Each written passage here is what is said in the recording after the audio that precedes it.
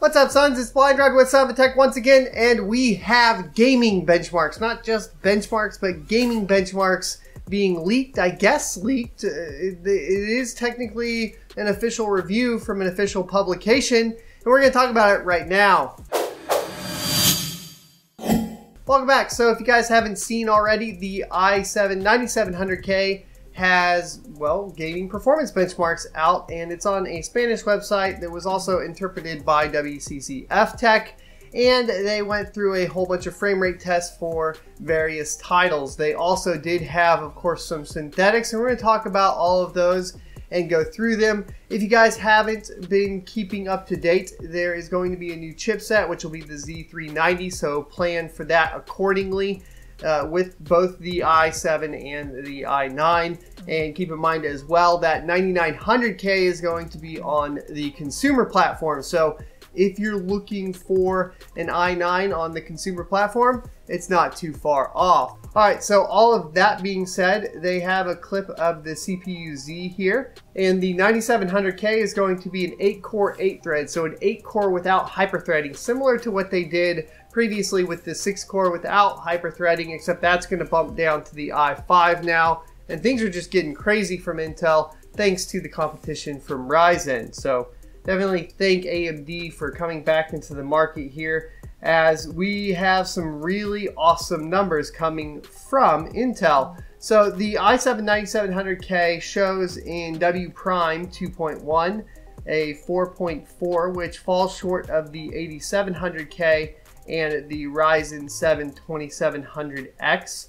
Okay, so for all of the gaming benchmarks, you have a Z390, which is still under NDA, so they didn't really have you can't see pictures of it or anything like that.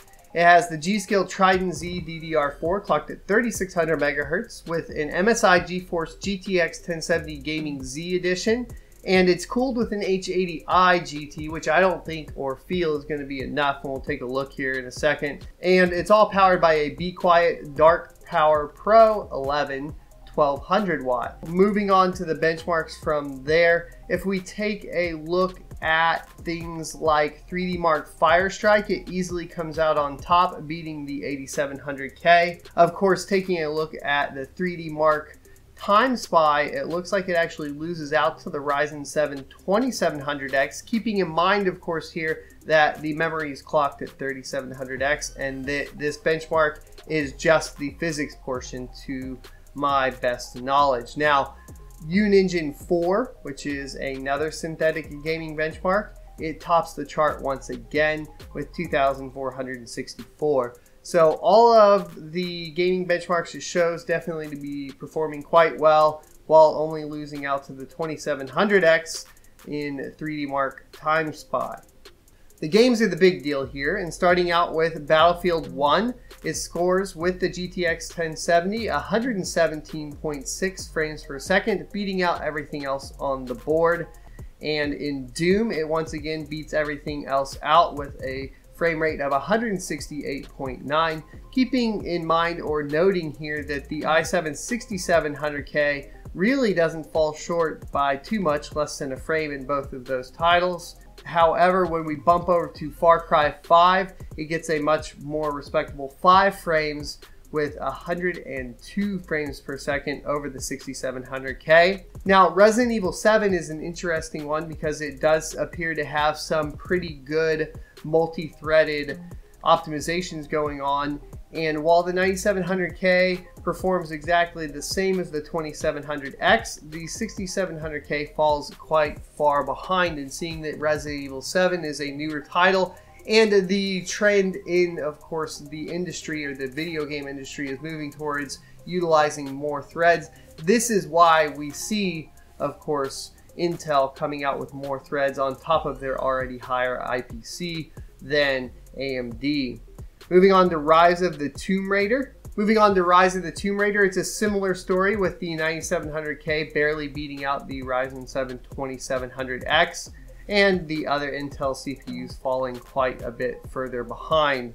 Finally, we have Total War Warhammer 2 that they showed off, and it had a score of 74.4 frames per second, barely beating out the 8700K. I did find it kind of interesting that in some cases the 6700K was outperforming the 8700K in their testing. A lot of this is most likely due to the heat generated by more cores on that small die.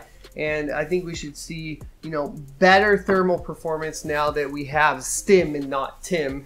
So we have and by that I mean we have a soldered thermal interface for the 9000 series of CPUs from, of course, Intel. Unfortunately, if we're going to be talking about temperatures, like I mentioned earlier, I didn't think the H80i was enough, and they did talk about temperatures a little bit. It's a little hard to read. What I can see so far is that during testing they hit 95 degrees Celsius, which is quite high, and that was supposedly in IDA 64 at 1.3 volts. However, when they did knock it down to 1.2 volts, they did drop the temperature significantly down to about 70 degrees Celsius, but they don't have any performance benchmarks from when they undervolted it like that.